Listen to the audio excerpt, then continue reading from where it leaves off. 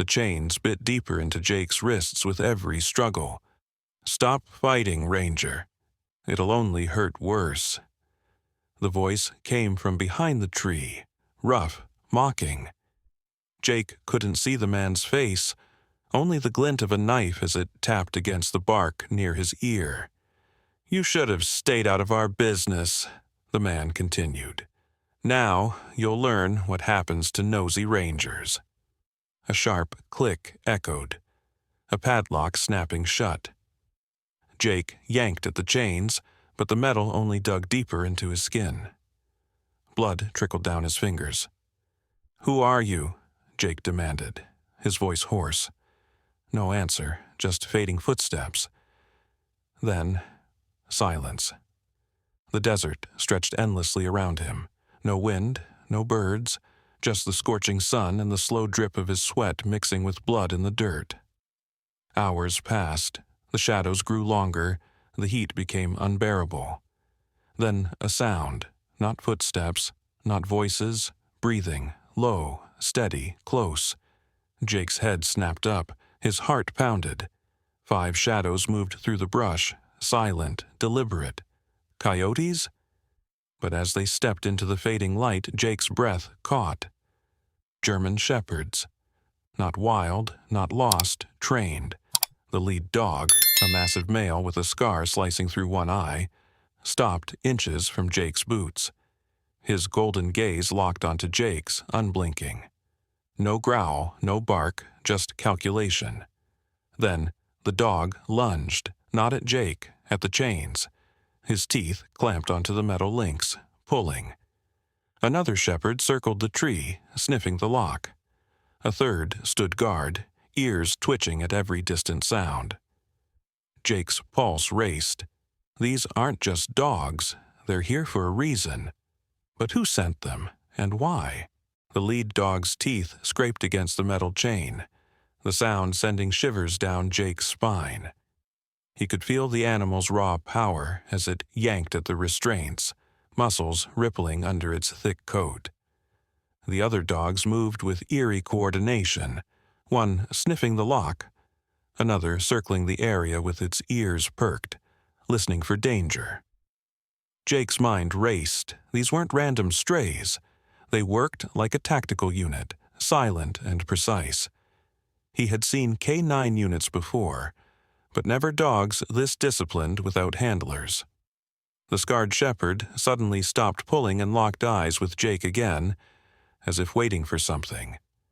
Then, without warning, it let out a sharp, commanding bark. The sound echoed through the empty desert, and in seconds the other dogs repositioned themselves.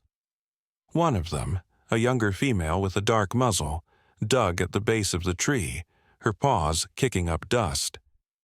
Jake watched in stunned silence as she uncovered something buried in the dirt. A small, rusted key. His breath hitched. How the hell did they know that was there? The scarred dog snatched the key in its jaws and trotted back to Jake, dropping it at his feet. The message was clear. Jake strained against the chains, fingers stretching, but the metal cuffs were too tight. He couldn't reach it. The dog tilted its head, studying him, then suddenly lunged forward again. This time, its teeth closed around the key and lifted it toward Jake's bound hands. The movement was deliberate, almost human in its intelligence. Jake's fingers brushed the key, and with one desperate twist, he felt the lock give way. The chains clattered to the ground. Freedom. But before he could even rub his raw wrists, the dogs tensed. Their ears swiveled toward the horizon. The scarred male let out a low growl, his hackles rising. Jake followed their gaze. In the distance, dust swirled, a vehicle approaching fast. His stomach dropped. They're coming back. The dogs formed a protective half-circle around him, their bodies rigid, ready. The lead dog nudged Jake's leg with its nose, then jerked its head toward a cluster of boulders nearby. Hide. Jake didn't hesitate. He stumbled toward the rocks, his legs stiff from hours of confinement. The dogs followed, their movements silent. The engine's roar grew louder. A black SUV skidded to a stop near the tree where Jake had been chained. 3 men jumped out, their faces still covered. The tallest one cursed, kicking the discarded chains. "He's gone." Another man pulled a pistol from his waistband, scanning the desert. "No way he got far. Search the area." Jake pressed himself deeper into the shadows, his heart hammering. The dogs crouched beside him, their eyes locked on the intruders. The scarred shepherd's lips curled back in a silent snarl. Then a radio crackled. One of the men lifted it to his ear. "We've got a problem," a voice hissed through the static. The package wasn't the only thing missing from the drop site. The dogs are gone too. The man's face darkened. "What do you mean, gone?" The radio voice turned urgent. "I mean, they broke out, the whole unit, and if they're with the ranger, then he knows everything." Jake's mind reeled. Package? Drop site? He had stumbled onto something bigger than he realized. The men started arguing, their voices rising in panic. "We have to find him now," one snapped. "If those dogs lead him back to the base—" The tallest man silenced him with a glare. "Then we make sure neither of them make it back." He raised his pistol. "Fan out. Shoot the dogs on sight." Jake's blood ran cold. The scarred dog's ears flattened. It turned to Jake, its golden eyes burning with something fierce. Not fear, but determination. Then it did something Jake never expected. It leaned in, pressing its forehead against his knee as if to say, "Trust me." The other dogs closed ranks around him, their bodies tense but unwavering. The lead dog let out a soft whine, then jerked its head toward a narrow ravine behind the boulders. "Move." Jake didn't question it. He crawled forward, the dogs flanking him like a living shield. The men's footsteps crunched closer, their voices sharp with tension. "Check behind those rocks," one ordered. Jake held his breath. The scarred dog suddenly darted away, sprinting in the opposite direction. A diversion. The men shouted, giving chase. The other dogs pushed Jake forward, herding him toward the ravine. His muscles screamed in protest, but he forced himself to keep moving. Just as he reached the edge, a gunshot rang out, then another. Jake's stomach twisted. The dog. But before he could turn back, the remaining shepherds nudged him forward, their urgency unmistakable. He slid down the steep slope, rocks scraping his palms. At the bottom, a shallow cave loomed, a hiding place. The dogs pushed him inside, then turned, blocking the entrance like sentinels. Silence fell. Jake's pulse roared in his ears. Then, faintly, he heard it. The sound of paws scrabbling down the ravine. The scarred emerged, limping slightly but alive. It met Jake's eyes, panting, then collapsed beside him, its body warm against his side. The other dogs settled around them, ears still pricked for danger. Jake exhaled shakily. He was alive. Because of them. But the men's words echoed in his mind. The package, the base. Whatever he had stumbled onto, it wasn't over. And now, he wasn't just a ranger caught in the wrong place. He was a target. And the dogs, somehow, were the key to it all. The cave's darkness swallowed them whole, the only sounds being the dogs' steady panting and the distant shouts of their pursuers. Jake pressed his back against the cold stone wall, his fingers absently tracing the scarred dog's fur. The animal's warmth was the only thing keeping the desert chill at bay. His mind raced, trying to piece together what he'd heard. A package, a base, dogs that shouldn't have escaped. None of it made sense, but one thing was clear. These men weren't just poachers or smugglers. This was organized, professional, and whatever they were involved in, it was big enough to kill for. The scarred dog suddenly lifted its head, ears twitching. A low growl rumbled in its chest. Jake froze. Footsteps crunched above them on the ravine's edge. "You sure he went this way?" a voice muttered. "Tracks lead here," another replied. "But with those damn dogs—" The words faded as the men moved away. Jake let out a slow breath. They weren't safe yet. As the moon rose, casting eerie shadows across the cave's mouth, the dogs grew restless. The youngest one, a sleek female with intelligent eyes, kept pacing near the entrance, her nose testing the wind. The scarred male watched her for a long moment, then nudged Jake's hand with his wet nose. When Jake met those golden eyes, he saw something startling. Recognition. Not just of danger, but of him. Like the dog knew exactly who Jake was. Before he could process that, the shepherd turned and trotted deeper into the cave. The others followed without hesitation. Jake hesitated only a second before stumbling after them. The passage narrowed, the walls pressing in until he had to crawl. The air smelled of damp earth and something else. Chemical. His fingers brushed against something smooth and cold, a metal pipe. Then another. The dogs moved with purpose, their paws silent on the packed dirt. Then the tunnel opened abruptly. Jake blinked in the dim light filtering through a rusted grate above. They were in some kind of underground bunker. Abandoned military. His breath caught. The walls were lined with crates, some pried open to reveal weapons. Not hunting rifles, military grade, but that wasn't what made his blood run cold. In the corner stood a row of empty kennels, their doors hanging broken. Above them, a faded sign, Project Ironclaw. The scarred dog sat before the largest kennel, his posture stiff. Jake approached slowly, his boots crunching on shattered glass. Inside the kennel, scratched into the metal, was a name, Valor, and below it, a service number. Jake's hands shook as he pulled out his phone. No signal, but the camera still worked. He snapped a picture just as the dogs tensed. A new sound echoed through the tunnels. Not human footsteps. Mechanical. A generator powering up. Then lights flickered to life further down the corridor.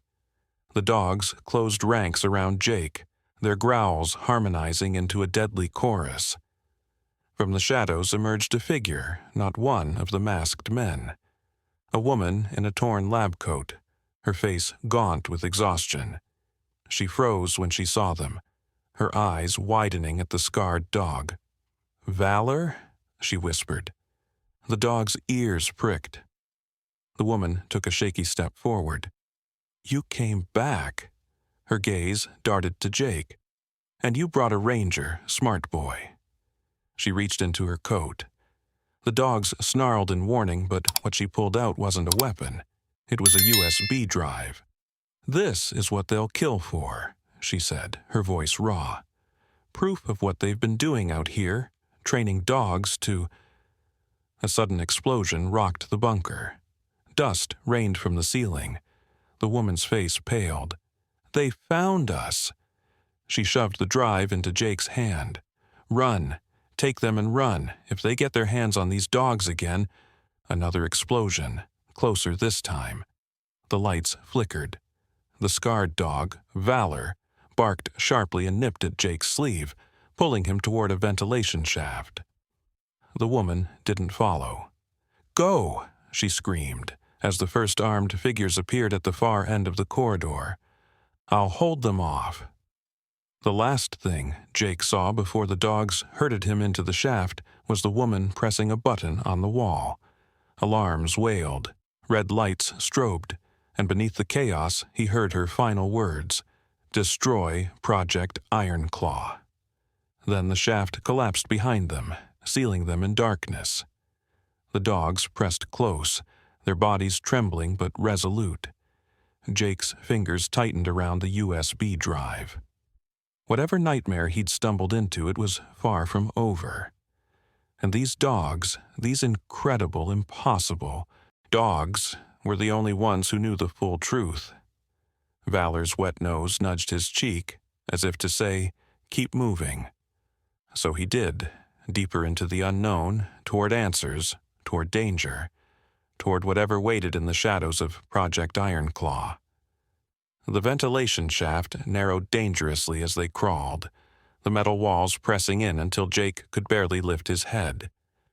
The dogs moved ahead with eerie certainty, their paws making no sound against the rusted steel. Only the occasional scrape of a claw or the huff of breath proved they were still there in the suffocating darkness.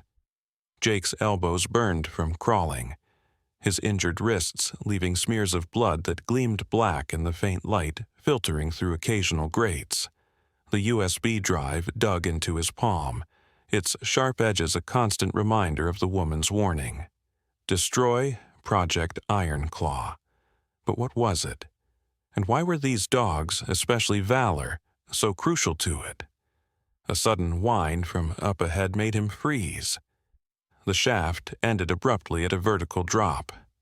Valor's silhouette appeared at the edge, peering down before turning those golden eyes back to Jake. There was no mistaking the message. Jump. Cold air rushed up from below, carrying the scent of gasoline and something acrid, chemical, like the bunker. Jake hesitated, but another explosion somewhere behind them shook the shaft violently. Dust rained down. No choice. He pushed forward, letting his legs dangle into nothingness before dropping. The fall was shorter than expected, maybe 8 feet, but he landed hard on concrete, pain shooting up his ankles. The dogs landed around him with military precision, Valor immediately moving to block a doorway where faint light seeped through the cracks. Jake approached slowly, his breath coming too fast. The room beyond was some kind of abandoned laboratory. Broken monitors lined one wall, their screens dark except for one flickering with static. Tables were overturned, files scattered like leaves, and in the center, a massive metal chair fitted with straps and electrodes. Jake's stomach turned. This wasn't just a training facility, this was a torture chamber. Valor nudged past him, heading straight for a shattered computer terminal. With surprising delicacy, the dog used its nose to nudge a half-buried keyboard. The remaining monitor flickered, then displayed a single line of text. Subject V9. Neural Augmentation Trial 47. Below it, a progress bar frozen at 87%. Jake's hands trembled as he reached for a nearby file folder. The first page showed a grainy photo of Valor, his scar still fresh, wires protruding from his skull. The heading made Jake's blood freeze. Canine Cognitive Enhancement for Tactical Deployment. They weren't just training these dogs, they were rewiring their brains. The documents detailed experiments, implanting microchips, testing pain thresholds, forcing the animals to complete complex tasks under duress.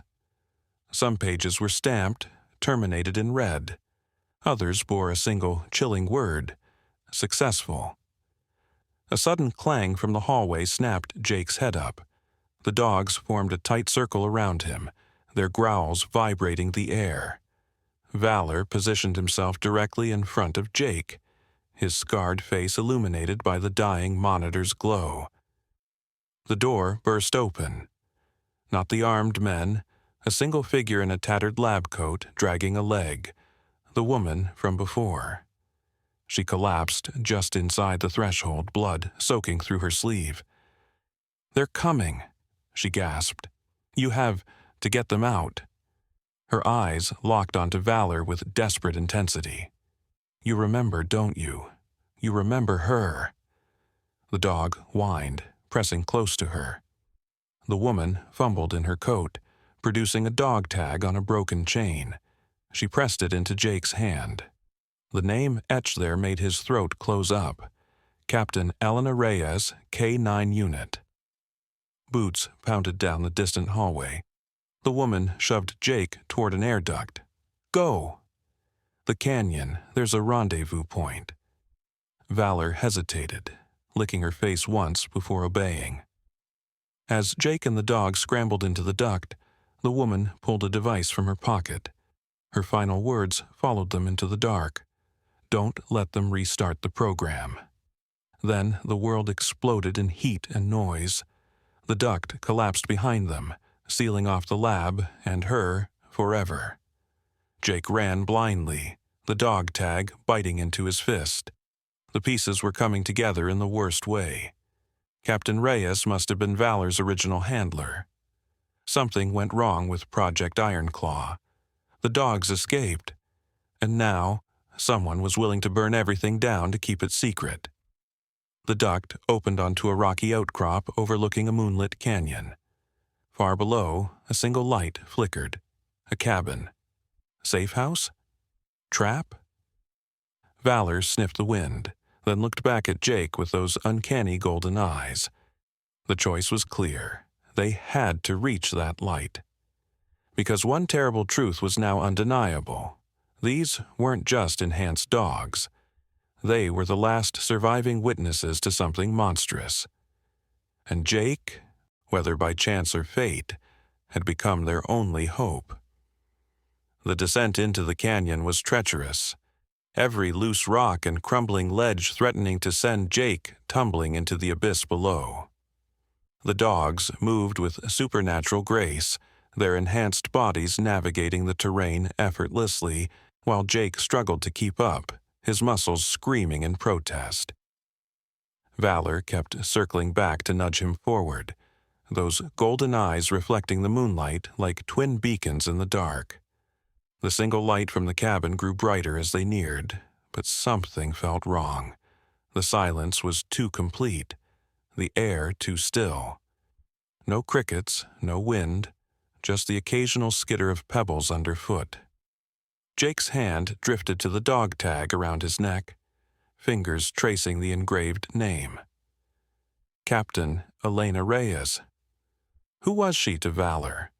And what had they endured together in that hellish lab? The questions burned in his chest, but the answers would have to wait. They reached the cabin's perimeter, the wooden structure leaning precariously over the canyon's edge like it might collapse at any moment. Valor froze suddenly, his nose twitching. The other dogs formed a defensive half-circle, their ears flat against their skulls. Jake crouched behind a boulder, straining to hear. Then it came. The faintest sound of movement from inside the cabin. A chair scraping, a muffled cough. Not the armed men from before, but someone trying to stay quiet. Valor's reaction was instantaneous. Instead of growling, his tail gave a single wag before he went completely still again. He knew whoever was in there.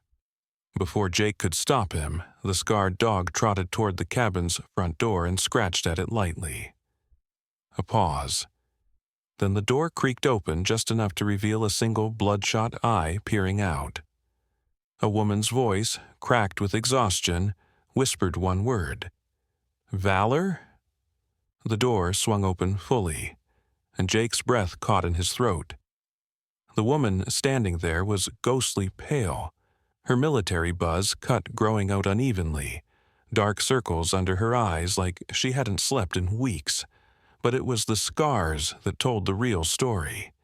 Jagged lines running down her neck and disappearing under her collar, identical to the experimental marks Jake had seen in the lab photos. She dropped to her knees, her hands shaking as she cupped Valor's face. "You came back," she choked out.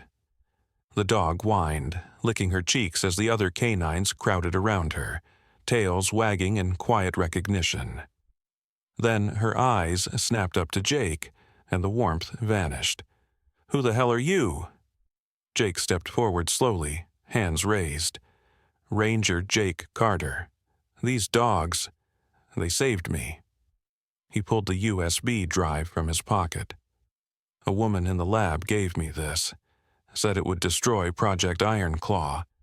The stranger's face went even paler. She staggered to her feet, bracing herself against the doorframe. "Dr. Chen," she muttered. "She's dead, isn't she?" Jake didn't need to answer. The woman's jaw tightened. "Come inside, now."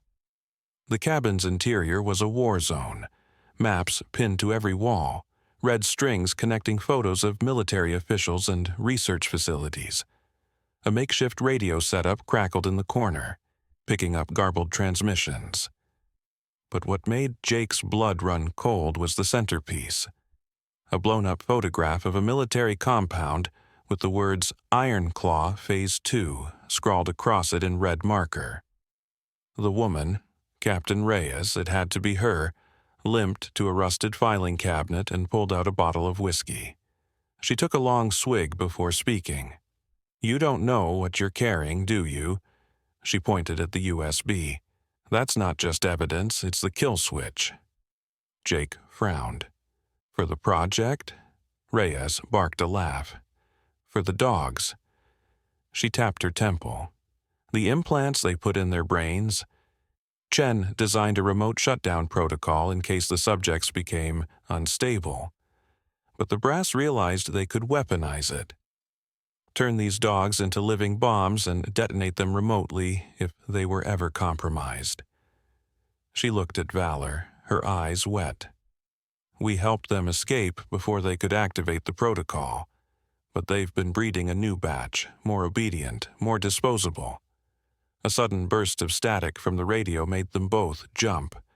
A distorted voice crackled through. "Team en route to Grid Sierra 9. All assets expendable."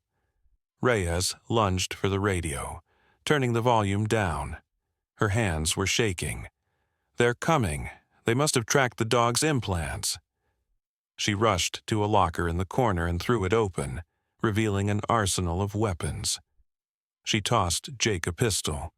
"You know how to use that, Ranger." Jake caught it awkwardly.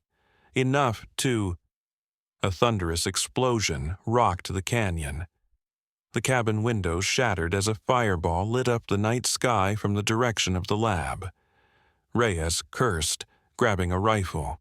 That was the lab. They're cleaning house. She shoved files into a backpack, her movements frantic. "We have maybe 10 minutes before they hit this location." She paused, looking at the dogs, then at Jake. "Here's the part you're not going to like. Those implants? They're still active. And the new protocol doesn't just shut the dogs down, it erases them. Turns them into mindless weapons." Jake's stomach dropped. "You're saying Valor and the others are walking time bombs," Reyes finished grimly. She held up a second USB, identical to Jake's. "Chen gave me the other half of the kill code. Only way to disable the implants is to upload both at a terminal inside the Phase 2 facility. But there's a catch." She met Jake's eyes. "Once we start the upload, we can't stop it. It'll fry every implant in the network, including the ones in these dogs." The weight of her words hung in the air. Valor pressed against Jake's leg, warm and solid and alive. The idea of losing him, of losing any of them, after everything was unthinkable. But the alternative was worse. Reyes shouldered her pack. "We need to move. Now. Either we destroy Project Ironclaw completely, or more dogs, more people, end up like this." She gestured to her scars. Outside, the distant roar of engines echoed through the canyon. They were out of time. Jake looked down at Valor, the dog's intelligent eyes watching him with unwavering trust. There was no choice, really. He chambered a round in the pistol. "Lead the way, Captain." The night swallowed them whole as they moved through the canyon's twisting paths, the only illumination coming from the occasional flare of distant explosions still rocking the lab complex behind them. Reyes led the way with the sure-footedness of someone who'd navigated this terrain many times before, her rifle slung across her back as she scanned the cliffs above for movement. The dogs spread out in perfect formation, 2 flanking the humans, two scouting ahead, and Valor sticking close to Jake like a shadow. The USB drives burned holes in Jake's pocket, their weight far heavier than their physical size. He kept replaying Rhea's words in his mind. "It'll fry every implant in the network." The thought of what that might do to Valor made his hands clench into fists. The dog seemed to sense his turmoil, brushing against his leg with a soft whine. Ahead, Reyes suddenly froze, throwing up a closed fist. The entire canine unit dropped into crouches without a sound. Jake strained his ears until he heard it too, the mechanical whine of drones patrolling the canyon's rim, their red tracking lights sweeping the rocks below like malevolent fireflies. Reyes motioned them toward an outcropping of boulders, just as one of the drones changed course, heading their way. They pressed into the shadows, Jake holding his breath as the machine hovered mere feet above their hiding spot. Its camera lens rotated with a faint whir, scanning. Valor's muscles tensed under Jake's hand, but the dog remained perfectly still. Then, without warning, the youngest shepherd, the sleek female Jake had privately named Ghost, darted out from cover. The drone immediately pivoted to follow her as she zigzagged across the open ground, leading it away from the group. Jake made to move after her, but Reyes's iron grip on his arm stopped him. "She knows what she's doing," Reyes whispered. The words had barely left her mouth when Ghost suddenly reversed direction, leaping impossibly high and snatching the drone right out of the air with her teeth. The crunch of metal was horrifyingly loud in the silent canyon.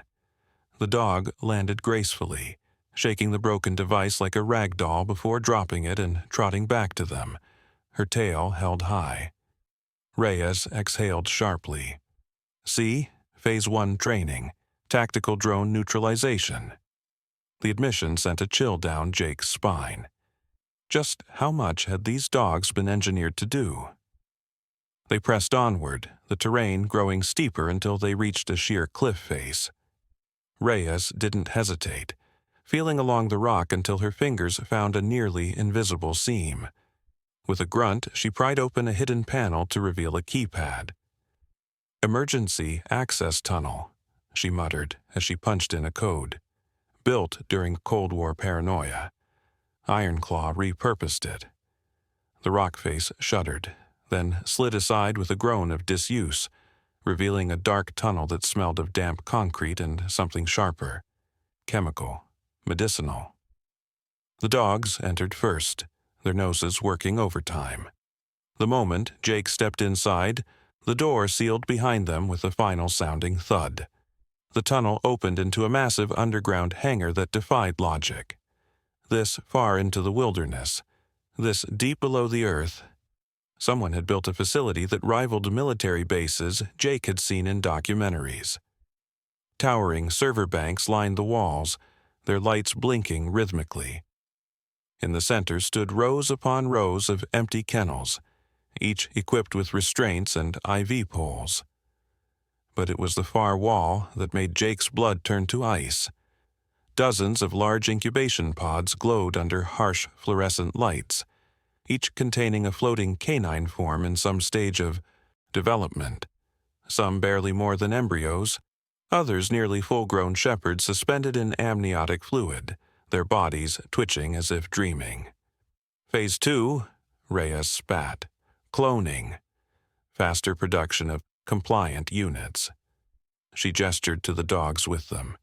"These 6 are the last of the original prototypes, the only ones who remember what it's like to be real." Valor let out a low growl, his attention fixed on a sealed door marked Control. Reyes nodded. "That's our target. The master terminal's in there." She moved to open her pack, then froze. The sound of boot steps echoed from a connecting corridor, too many to count. Reyes's eyes met Jake's. They knew we'd come here. She shoved the second USB into his hand. "Take these. Get to that terminal. We'll hold them off." "Hey," Jake shook his head. "There's no way." A deafening alarm cut him off. Red lights strobed as a mechanized voice boomed, "Containment breach. Protocol Omega initiated." The incubation pods began draining their fluids. The canine forms inside stirred. Reyes paled. "Oh God, they're activating the new batch." She grabbed Jake's shoulders. "Listen to me. Those aren't dogs in there. Not anymore. They're blank slates. No memories, no personalities, just programming." Her gaze flicked to Valor. "If they get their paws on him, they'll wipe him too. Now go!" The first gunshots rang out as the enemy forces rounded the corner. Reyes and the dogs moved as one, the human soldier and her enhanced pack falling into a defensive formation that spoke of years of training together. Valor hesitated, looking back at Jake with something heartbreakingly close to human indecision. Then the first pod cracked open with a hiss of releasing pressure. A pair of glowing golden eyes snapped open inside. Jake ran. The control room door hissed shut behind Jake, sealing him in a chamber bathed in the eerie blue glow of dozens of monitors. Each screen displayed different angles of the facility. The hangar with its awakening clones, the tunnel where Reyes and the dogs were making their last stand, even exterior shots of the canyon now swarming with black-clad operatives. But Jake's attention locked onto the center console where a single phrase blinked ominously. "Protocol Omega, engaged."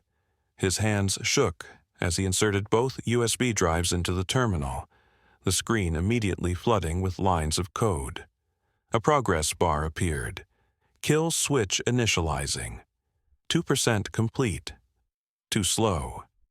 Outside, the sounds of battle grew closer. Gunfire interspersed with snarling, and the occasional pained yelp that made Jake's heart clench. The monitor displaying the hangar showed Reyes backed into a corner, 3 of the dogs still fighting beside her, while the others lay motionless. But it was what was happening with the clones that turned Jake's blood to ice. The incubation pods were opening in rapid succession now, the newly awakened shepherds moving with terrifying synchronization as they were herded toward the fight by handlers in hazmat suits. These weren't just dogs. They were something else. Something wrong. Their eyes lacked any spark of individuality, their movements too precise, too mechanical. A sudden crash against the control room door made Jake jump. The metal dented inward, slightly. Another impact. They were coming. The progress bar crawled to 5%. Jake frantically scanned the console for anything that might buy time. His eyes landed on a tab labeled Subject Archives. Against his better judgment, he clicked it. Files upon files of canine profiles appeared, each with a photo, service number, and status update. Most were marked deceased or terminated. He typed V-9 into the search bar. Valor's file filled the screen. The attached video footage showed a younger, unscarred Valor in a training arena, performing impossible feats. Disarming a man with precise bites to pressure points, solving complex puzzles, even using a computer terminal with his paws. But it was the notes section that made Jake's breath catch. Subject demonstrates unprecedented bond with handler Reyes. Emotional attachment appears to enhance cognitive function beyond projected parameters. Recommend separation and memory wipe to assess. The file cut off abruptly. Another crash against the door, louder this time. The progress bar hit 12%. Jake switched to another tab. Project Overview. What he found there made his stomach turn. Iron Claw wasn't just about enhancing military dogs. It was about creating the perfect obedient soldier by combining canine loyalty with human-level intelligence, then mass-producing them. Phase 2 involved implanting cloned units with neural chips programmed to receive direct orders from the authorized personnel. No training required, no bonds formed. The final stage, Protocol Omega, was the most horrifying. Once activated, every implanted dog would simultaneously turn on predetermined targets across the country. Assassination squads with no remorse, no hesitation. The progress bar reached 18% as another section of the door crumpled inward. A single, glowing eye peered through the gap. Then the console beeped. A new window popped up. Security.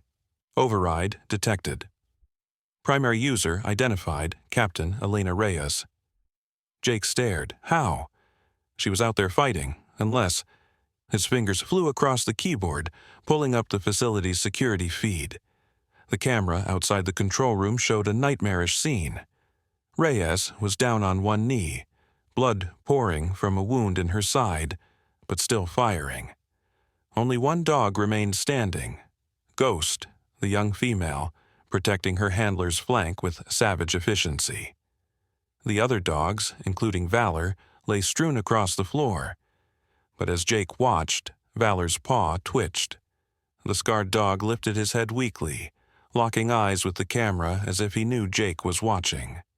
Then, with obvious effort, Valor dragged himself toward a control panel near the door, the same panel Reyes must have used to trigger the security override. The dog's mouth opened, not in a snarl or whine, but in a deliberate motion. His teeth closed around a lever and pulled. Every light in the facility went out. Emergency power kicked in seconds later, bathing everything in red. The progress bar jumped to 45%. The attacks on the door ceased abruptly.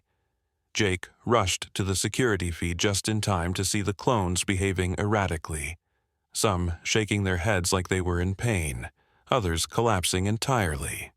The hazmat-suited handlers were shouting, scrambling to restore power. Only then did Jake notice the fine print on the kill switch program. Neural disruption requires sustained electrical current fluctuation to bypass implant shielding.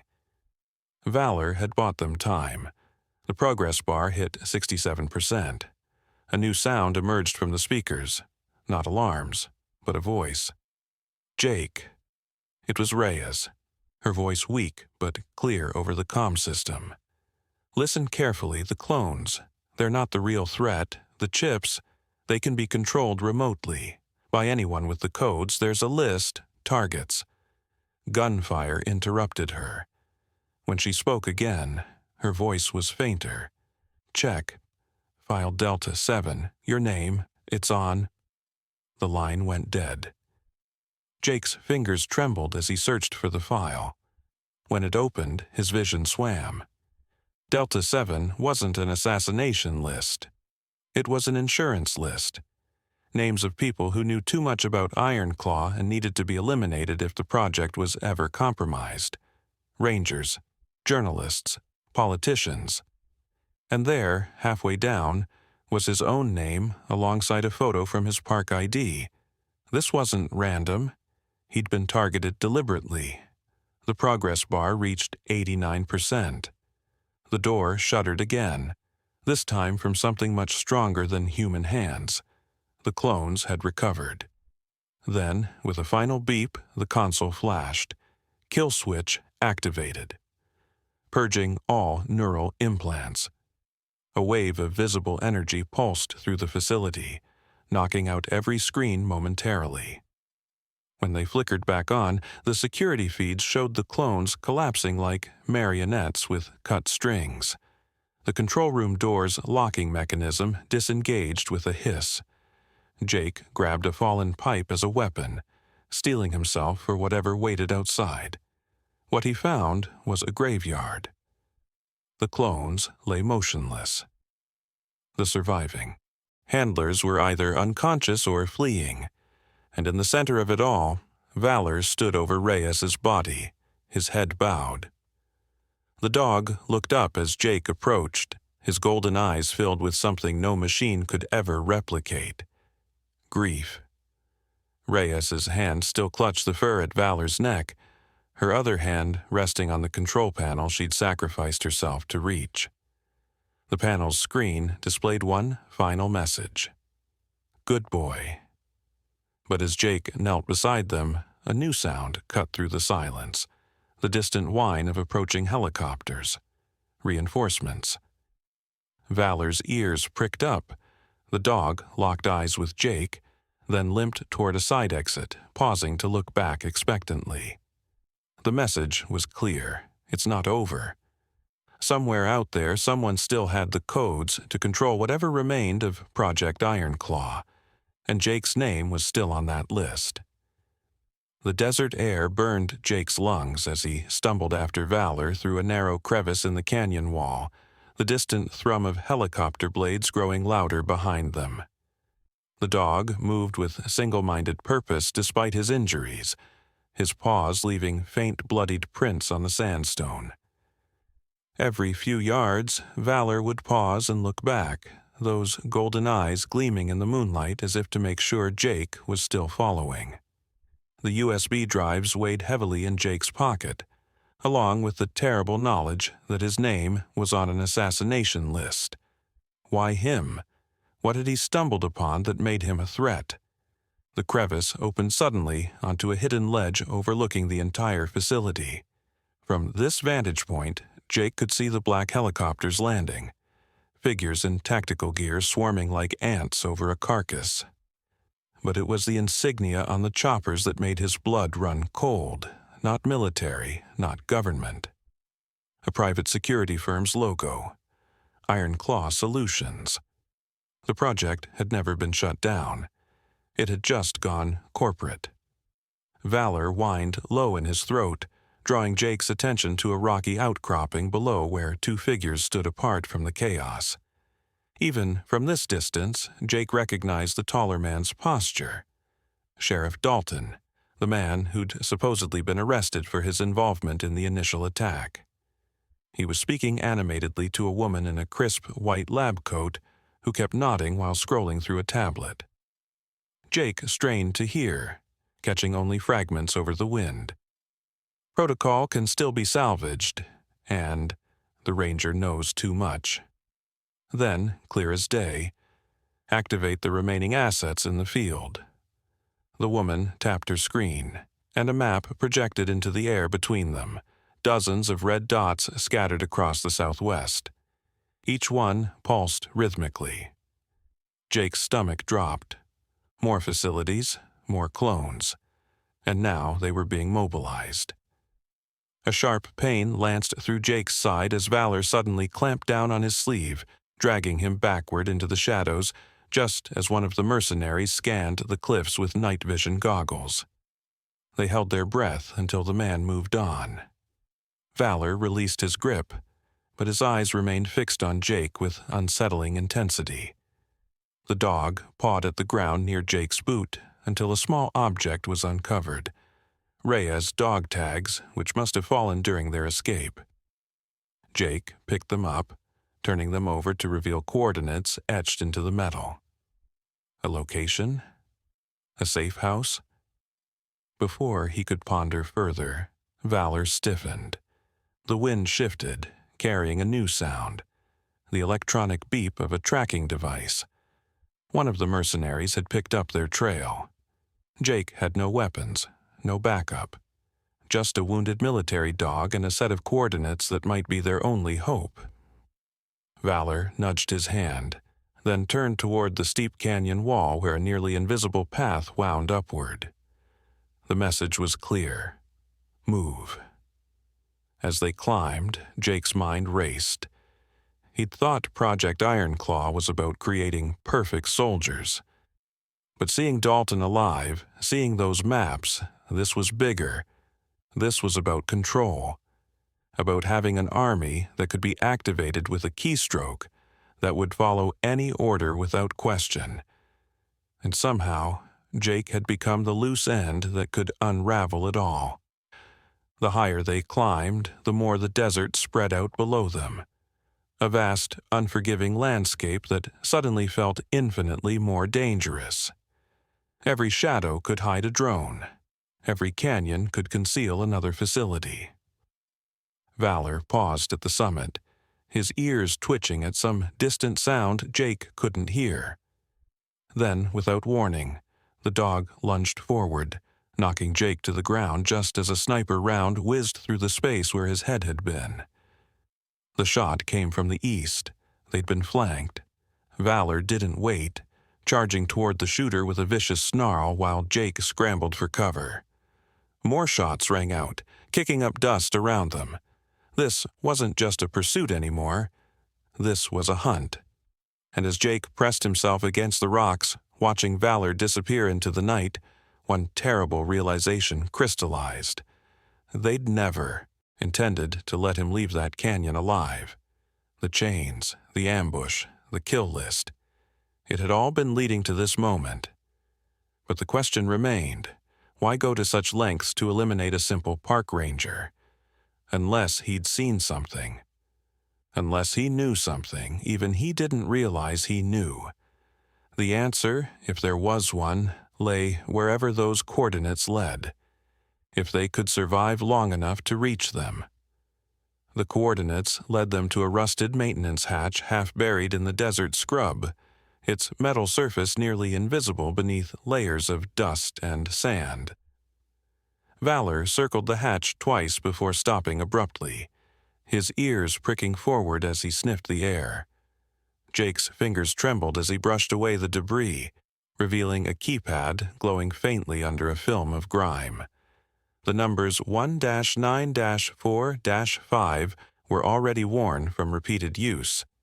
Someone had been here often. He input the digits, and with a hiss of pressurized air, the hatch slid open to reveal a ladder descending into darkness. The smell that wafted up made Jake's stomach turn, antiseptic and something coppery, like old blood. Valor didn't hesitate, disappearing down the shaft with a quiet whine. Jake followed, the metal rungs cold under his palms. The chamber below was nothing like the sterile lab they'd escaped. This place felt abandoned for decades. Cracked concrete walls covered in faded maps. A single flickering bulb casting long shadows over a makeshift workstation. But it was the photos pinned to the largest map that made Jake's breath catch. Dozens of them, all showing military personnel with K-9 units at various locations. And in the center, a younger Sheriff Dalton shaking hands with a man in a white coat. The same woman he'd seen at the facility. The timestamp read 15 years ago. Jake's pulse pounded in his ears. Iron Claw wasn't new. It had been running for generations. Valor nosed open a filing cabinet, revealing stacks of VHS tapes labeled Subject Trials. Jake slotted one into an ancient player. The grainy footage showed a military kennel where dogs performed impossible tasks. One opened a safe, another disarmed a bomb with its teeth. But the last clip made Jake's blood freeze. A young soldier, barely more than a boy, lay strapped to a table as wires were attached to his temples. The camera panned to show a German shepherd in an adjacent cage, watching intently.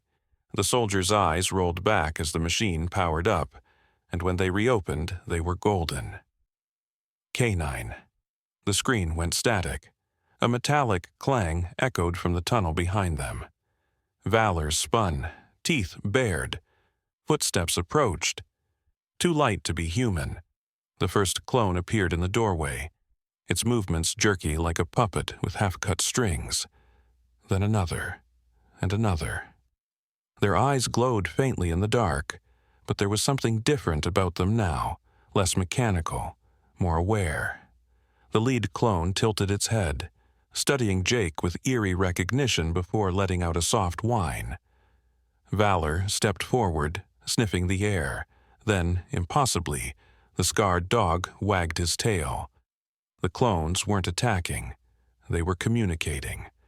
A crumpled note fell from one clone's collar as it moved. Jake smoothed it out to reveal a child's handwriting. "Help us remember." Underneath, a crude drawing of a dog and a soldier holding hands. The clones weren't weapons. They were victims. K-9 minds trapped in cloned bodies. Fragments of the original dog's memories fighting through their programming. And they'd led him here for a reason. The workstation's radio crackled to life suddenly, broadcasting a looping message. All assets converge on Grid Sierra 9. Primary target acquired. Initiate retrieval protocol. A photo flashed on screen. Jake's childhood home, his parents' house. The pieces crashed together with terrible clarity. He wasn't just on the list because of what he'd seen, he was on it because of who he was. His father had been part of this. His childhood memories of military bases, of his dad's K-9 training exercises, all of it connected. And now, Ironclaw was coming to erase the last living witness. Valor's growl snapped Jake back to the present. The clones had formed a protective circle around them, their ears all swiveled toward the surface. The hunt was closing in. But for the first time, Jake understood the real game being played. This wasn't about destroying Project Ironclaw. It was about saving what remained of the dogs' souls, and his own. The clones moved as one, their bodies forming a living barrier between Jake and the approaching footsteps from the tunnel. Valor pressed close to his side, his warm breath steady against Jake's trembling hand. The radio's message still echoed in the chamber. Primary target acquired. Those 3 words unraveling everything Jake thought he knew about himself. His father's face swam in his memory. The man, always so proud of his work with military dogs, always so secretive about the details. How many times had young Jake played with those very animals? Never, suspecting the horror behind their training. The lead clone, a female with 1 blue eye and 1 gold, nudged Jake's pocket where Rhea's dog tags rested. When he pulled them out, the clones reacted instantly, their ears perking up in unison. The blue-eyed female pawed at the coordinates etched into the metal, then turned to an ancient filing cabinet in the corner. Jake wrenched the rusted drawer open to find a single yellowed photograph. His father, decades younger, standing beside a German Shepherd puppy with a distinctive diamond-shaped mark on its chest, the exact same marking Valor had now. The date stamp placed it 2 years before Jake was born, but it was the handwritten note on the back that made his knees buckle. Subject V9 imprinting successful, proceeding to Phase 3 human canine neural bridging. The words blurred as Jake's vision swam. They hadn't just experimented on dogs. They'd used his father, and by extension him, as part of the process. Valor whined, licking Jake's wrist as if sensing his distress. The dog's golden eyes held something terrifyingly familiar, not just intelligence, but recognition. A sudden explosion rocked the chamber, dust raining from the ceiling. The clones snapped to attention, their bodies tense. The blue-eyed female grabbed Jake's sleeve in her teeth, dragging him toward a rusted ventilation grate at the back of the room. Valor barked once, a clear command, and the clones began prying the grate open with their paws.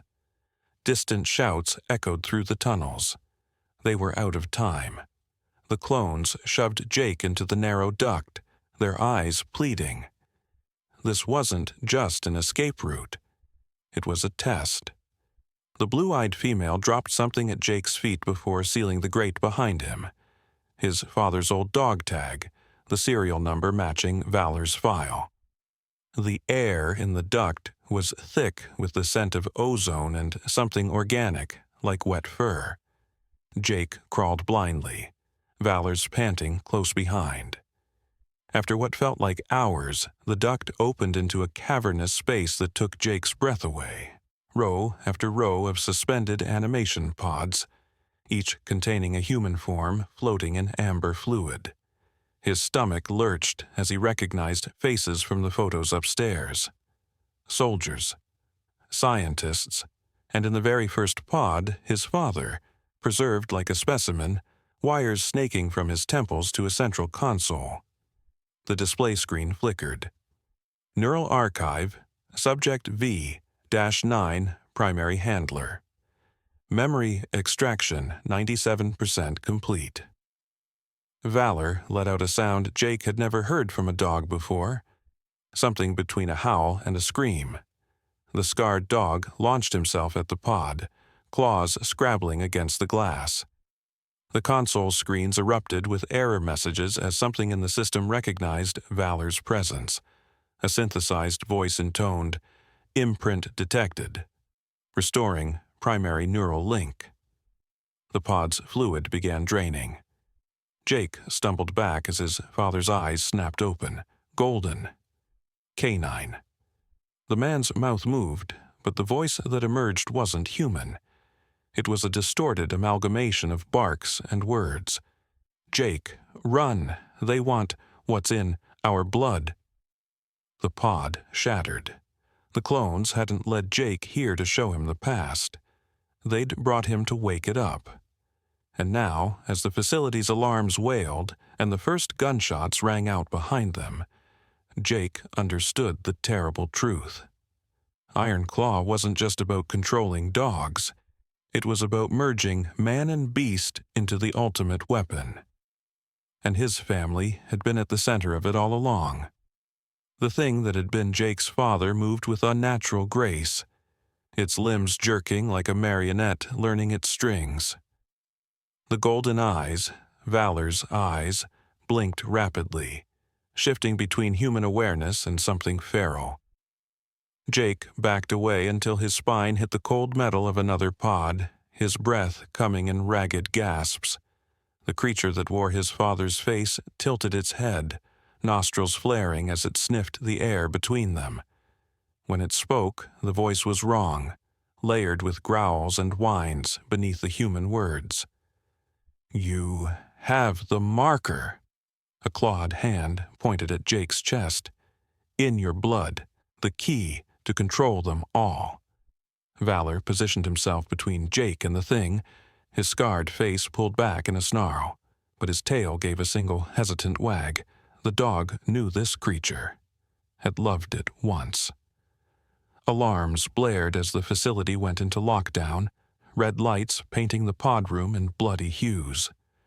The clones who had followed them pressed against the walls, trembling, not from fear, but from something deeper. Recognition. The blue-eyed female approached the thing that was Jake's father and nuzzled its hand like a puppy seeking comfort. The creature's fingers twitched, then buried themselves in her fur with mechanical precision. "They remember what we made them," it rasped, "but the new ones only obey." Its head snapped toward a monitor flashing with incoming alerts.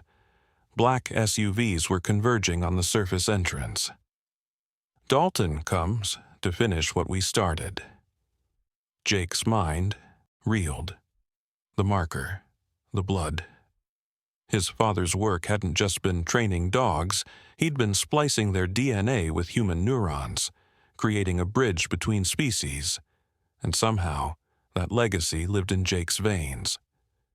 The console beside the shattered pod beeped urgently, displaying a genetic sequencing chart with two highlighted strands, one labeled V9, Valor's designation, the other marked Carter, J, 98.7% match. Jake's knees nearly gave out. They hadn't just used his father in the experiments, they'd used him. His childhood allergies that required monthly blood draws, the strange dreams of running on 4 legs. None of it had been coincidence. He was a living control mechanism for whatever remained of Project Ironclaw. Valor suddenly stiffened, his ears swiveling toward the ceiling. The clones erupted into chaos, some fleeing into vents while others positioned themselves at the doors like soldiers preparing for battle. The blue-eyed female remained, her mismatched eyes locked on Jake with desperate intensity. The thing that was his father lurched to the console, its fingers dancing across the keys with disturbing familiarity. A holographic map burst to life, dozens of red dots across the country, each pulsing faster as a countdown timer appeared. 0, 0, 15, 0, 0, 0, 001459. Omega Protocol, the creature wheezed. Dalton will activate them all unless you stop it.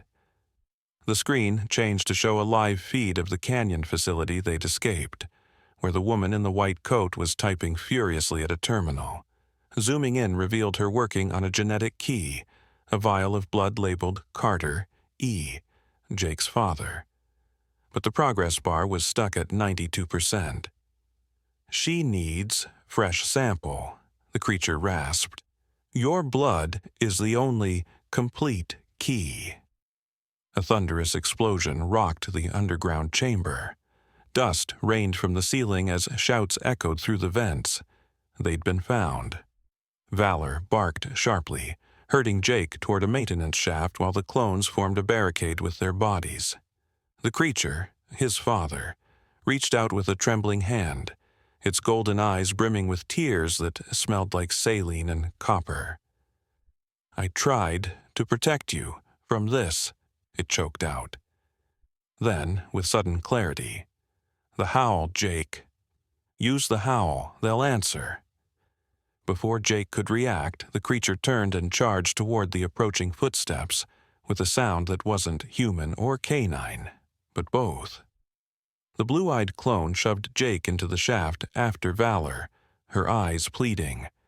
As the grate clanged shut, the last thing Jake saw was the clones preparing to fight, and his father's distorted silhouette standing tall at their center, its mouth open in a soundless scream. The shaft trembled with another explosion. Valor nipped at Jake's heels, urging him forward.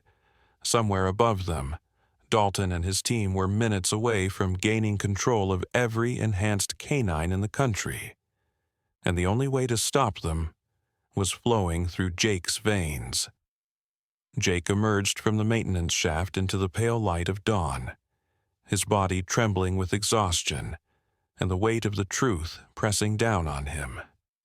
Valor stood beside him, ears pricked forward, listening to the distant shouts and engine roars echoing through the canyon. The air smelled of dust and gasoline, a bitter reminder of the battle raging below their feet. Jake looked down at his hands that carried something he never asked for, a legacy written in blood and DNA. The words of the creature, his father, echoed in his mind. Use the howl, they'll answer. He didn't understand, not fully, but Valor did. The dog turned to him, golden eyes burning with an intelligence that went beyond training, beyond science. He nudged Jake's hand with his nose, then tilted his head back, his scarred muzzle parting. A sound emerged, deep, guttural, vibrating through the air like a primal call. Not a bark, not a growl, a howl, one that carried something more than just noise. It carried a command, a memory, a piece of whatever Ironclaw had tried to bury. And then, from the canyon below, another howl answered. Then another, and another, the clones, the surviving dogs, the ones who still remembered what it was like to be more than machines. Jake's breath caught in his throat as the ground beneath him seemed to tremble, not from explosions but from movement. Shadows darted between the rocks, sleek forms rushing toward the facility where Dalton and his team were still trying to activate Omega Protocol. The blue-eyed female was among them, her mismatched eyes gleaming with determination. The clones weren't attacking. They were liberating. Valor's howl faded, but the message had been sent. Jake understood now. The marker in his blood wasn't just a key to control them, it was a key to free them. Ironclaw had tried to turn loyalty into a weapon, but they had forgotten one thing. A dog's love couldn't be programmed. It couldn't be chained. The facility's alarms wailed as the clones breached its defenses. Gunfire erupted, then screams, not of pain, but of panic. The system was collapsing from within. Jake watched as the monitors inside flickered and died one by one. The red dots on the holographic map, the ones marking the other facilities, blinked out. The clones had done what no human could. They had broken the cycle. Valor sat beside Jake, panting softly, his mission complete. The scar over his eye seemed less like a wound now, and more like a badge of survival. Jake knelt beside him, burying his fingers in the thick fur. "It's over," he whispered. But Valor just looked at him, those golden eyes filled with something ancient and knowing. "No," they seemed to say, "it's just beginning." Moral lesson: loyalty cannot be manufactured. Love cannot be engineered. The strongest bonds are those forged not by control, but by trust. And sometimes the ones we think we need to save are the very ones who end up saving us.